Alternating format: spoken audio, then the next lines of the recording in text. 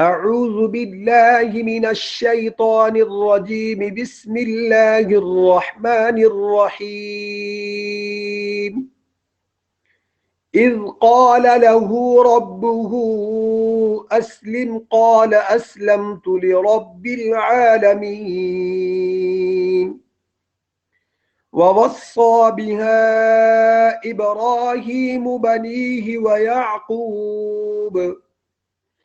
يا بني إن الله اصطفى لكم الدين فلا تموتن إلا وأنتم مسلمون صدق الله العظيم رب اشرح لي صدري ويسر لي امري واحلل عقدة من لساني يفقهوا قولي اللهم انا نسألك علما نافعا ورزقا واسعا وعملا متقبلا وشفاء من كل داء۔ قرآن کریم کی 2 آیات مبارکہ کی تلاوت کی ہے، اسی کی مختصر تفسیر بیان کرنے کی کوشش کروں گا۔ اللہ تعالیٰ میری زبان سے حق اور سچ بات جاری فرما دے اور پھر ہم سب کو اس پر عمل کرنے کی توفیق عطا فرما دے۔ سب سے پہلے اذ قال له ربه اسلم قال اسلمت لرب العالمین۔ اذ قال له ربه، جب کہا ابراہیم علیہ السلام سے اس کے رب نے کہ اسلم، کہ جھک جاؤ، فرما بردار بن جاؤ۔ قال، حضرت ابراہیم علیہ السلام نے جواب دیا، اسلمت، میں فرما بردار ہو گیا، لرب العالمین، تمام جہانوں کے پروردگار کے لیے، پالنے والے کے لیے۔ ووصى بها ابراہیم بنیہ ویعقوب، ووصى بها، اور وصیت کی ملت ابراہیمی کی ابراہیم علیہ السلام نے اور یعقوب علیہ السلام نے اپنی اولاد کو، اپنے بیٹوں کو۔ یا بنیہ، اے بیٹوں، ان اللہ اصطفیٰ، بے شک اللہ نے تمہارے لیے دین کو چن لیا ہے، فلا تموتن، پس تم ہرگز نہ مرنا مگر مسلمان۔ اب جو پہلی آیت ہے اذ قال له ربه اسلم قال اسلمت، اللہ تعالی حضرت ابراہیم علیہ السلام کی یہاں صفات بیان فرما رہے ہیں کہ جب ابراہیم علیہ السلام سے رب العالمین نے کہا کہ اسلم، یہ امر کا صیغہ ہے باب فعال سے، اسلم یسلم اسلام، تو اسلم اللہ نے فرمایا کہ جھک جا، تو حضرت ابراہیم علیہ السلام یہ کہہ سکتے تھے اسلمت لکا، کہ اے اللہ میں تیرے لیے جھک گیا، لیکن حضرت ابراہیم نے جواب کیا دیا، اسلمت لرب العالمین، کہ میں جھک گیا تمام جہانوں کے پالنے والے کے لیے۔ یہاں ایک تو اللہ تعالیٰ کی تعریف بیان کی، اور دوسرا ابراہیم علیہ السلام نے یہ کہا کہ میں نے یا اللہ جو تیری اطاعت کی ہے، جو تجھے فالو کیا ہے، یہ میں نے کسی پر کوئی احسان نہیں کیا، بلکہ یہ میرا فرض تھا۔ کیونکہ ایک بات یہ سمجھیے گا کہ رب العالمین، رب کہتے ہیں پالنے والے کو، اور عالمین لام کے اوپر فتح ہے، جب لام کے اوپر فتح ہو تو معنی ہوتا ہے جہان، اور عالم جب لام کے نیچے زیر ہو تو یہ کہتے ہیں عالم کو، یعنی جاننے والے کو۔ تو حضرت ابراہیم نے عالمین کہہ کر یہ بیان کر دیا، سب سے پہلے اس کی تعریف کی اور کہا کہ اے پروردگار، اے جہانوں کے پالنے والے، جہانوں کو بنانے والے، جہانوں کے مربی، کیا کہا کہ میرا یہ فرض تھا، کیونکہ وہ رب العالمین سارے جہان کا پروردگار ہے، اور سارے جہان اور جہان والوں کو اس کی اطاعت کے سوا اور کوئی چارہ نہیں ہے۔ تو گویا کہ فرمایا کہ جس نے اللہ رب العالمین کی فرما برداری اختیار کی تو اس نے اپنا فرض ادا کیا، اور اپنا فرض ادا جس نے کر لیا اس نے اپنا جو ہے وہ نفع حاصل کر لیا۔ تو اس سے یہ معلوم ہو گیا کہ ملت ابراہیمی کا جو بنیادی اصول ہے، جو پوری حقیقت ہے، وہ ایک لفظ اسلام ہے جو اس کے اندر پوشیدہ ہے، اس کے اندر مضمر ہے، اور جس کے معنی کیا ہے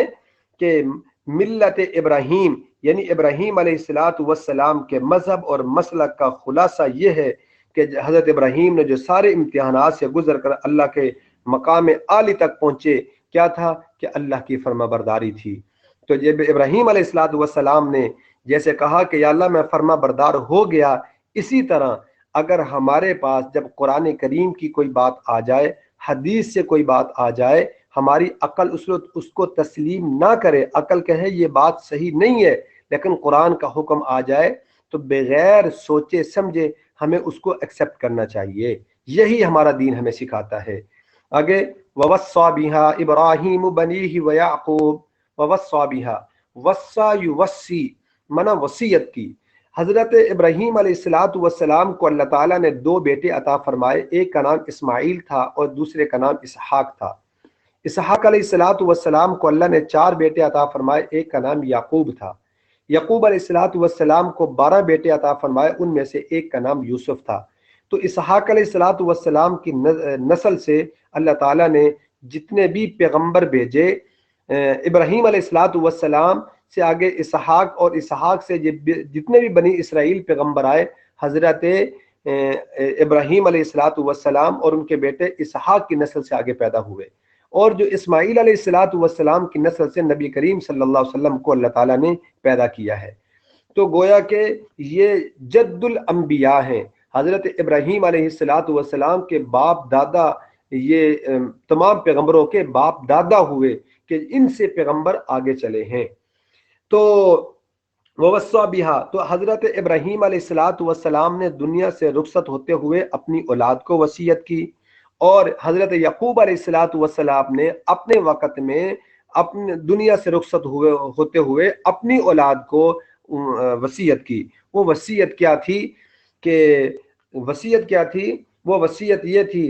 کہ یا بنی ان اللہ اصطفیٰ، کہ اے میرے بیٹوں، اللہ نے تمہارے لیے دین کو چن لیا ہے، دین کو منتخب کر لیا ہے۔ جیسے آپ دیکھیں بہت سارے آپ کے پاس آپشن ہوں، بہت ساری چیزیں ہوں، فلاور پڑے ہیں، ان میں سے آپ نے کچھ فلاور سلیکٹ کرنے ہیں، آپ نے 3 فلاور سلیکٹ کرتے ہیں، ان میں سے پھر کسی ایک کو سلیکٹ کرتے ہیں، تو وہ جو ایک فلاور ہے وہ تمام فلاوروں سے اچھا فلاور ہے، وہ تمام پھولوں سے اچھا پھول ہے، سب سے بہترین پھول ہے، خوشبو میں بھی اور دیکھنے کے اندر بھی وہ اچھا ہے۔ اسی طرح اللہ تعالیٰ نے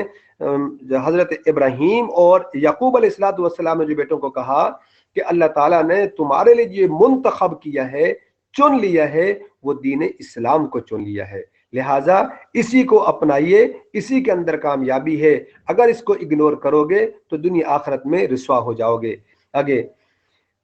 ان اللہ اصطفیٰ لکم الدین فلا تموتن، ماتا یموت، ماتا مانا مر گیا، یموت مرتا ہے یا مرے گا، تموتن یہاں پر نون کے اوپر تشدید لا کے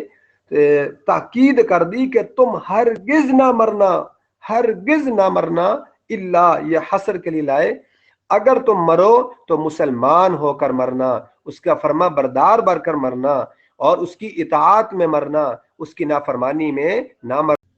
اب آیا کہ مسلمان کا معنی کیا ہوتا ہے اور مسلمان کو مسلمان کیوں کہتے ہیں؟ تو مسلمان یہ تجویز بھی ابراہیم علیہ الصلاۃ والسلام کی تھی، اللہ تعالی نے ان کی تجویز کو، اس تجویز کو بھی قبول فرمایا اور ہمارا نام مسلمان رکھا، جس کو قرآن نے یوں کہا ملت ابیکم ابراہیم هو سماکم المسلمین، کہ اور مسلمان کا معنی یہ ہوتا ہے کہ فرما برداری کرنے والا، جھک جانے والا، اس کے سامنے سرنڈر کرنے والا۔ جب اللہ کا حکم آ جائے اپنی خواہشات کو انسان چھوڑ دے اور اس کے سامنے سرنڈر کر دے، یہی ہماری کامیابی ہے، یہی ہمارا دین ہمیں کہتا ہے۔ فرمایا کہ انسان کو ایک فرما بردار غلام کی طرح زندگی گزارنی چاہیے، کہ وہ غلام ہر وقت اس چیز میں رہے کہ میں نے اپنے کیسے کام کرنا ہے کہ میرا مالک مجھ سے راضی ہو جائے، جب وہ میرا مالک وہ کام کروں کہ میرا مالک کو وہ کام دے کر وہ خوش ہو جائے۔ اگر ہم بھی اپنے رب کے ساتھ ایسا معاملہ کریں گے، دنیا میں بھی کامیاب ہوں گے اور آخرت میں بھی کامیاب ہوں گے۔ اس طرح کوئی انسان دکاندار کے پاس جاتا ہے، وہ کہتا ہے کہ بھائی رزق کون دیتا ہے؟ وہ دکاندار فوراً بولتا ہے اللہ تعالیٰ رزق دیتے ہیں، پھر وہ انسان اس سے کوئی سامان لیتا ہے، وہ اس کا وزن کم کرتا ہے. کیوں؟ وہ وزن کیوں کم کرتا ہے؟ وہ اس وجہ سے وزن کم کرتا ہے کہ میرا مال میں تھوڑے دوں گا، پیسے زیادہ لوں گا، بچ جائے گا، میرے پیسے زیادہ بن جائیں گے. لیکن ایک آدمی کیونکہ اب اس کو یقین نہیں ہے اللہ تعالیٰ پر، اللہ تعالیٰ پر اس کو یقین، یہ تو زبان سے تو کہتا ہے کہ رزق اللہ دیتے ہیں لیکن دل سے اس کو یقین نہیں ہے. اس طرح ایک شخص بیمار ہوتا ہے، اسے کہتے ہیں بھئی بازار میں چلے جاؤ، وہاں کسی دکاندار کے پاس اسے کہو میں بیمار ہوں، لیکن وہ نہیں جائے گا، وہ ہاسپٹل جائے گا، وہ ڈاکٹر کے پاس جائے گا، اس کو یہ یقین ہے کہ میرا جو علاج ہے وہ ڈاکٹر کر سکتا ہے، وہ دکاندار کے پاس نہیں جائے گا. جس طرح ہمیں یہ یقین ہے کہ ڈاکٹر علاج کر سکتا ہے، اسی طرح اللہ پر بھی یقین ہونا چاہیے. جب اللہ پر ایسا یقین ہو جائے گا پھر دنیا بھی سنور جائے گی، آخرت بھی سنور جائے گی. اللہ ہم سب کو قرآن و سنت کے مطابق زندگی گزارنے کی توفیق عطا فرمائے. وآخر دعوانا ان الحمد للہ رب العالمین. Subscribe my channel for further updates and like this video. Please share this video with your friends and hit the like button.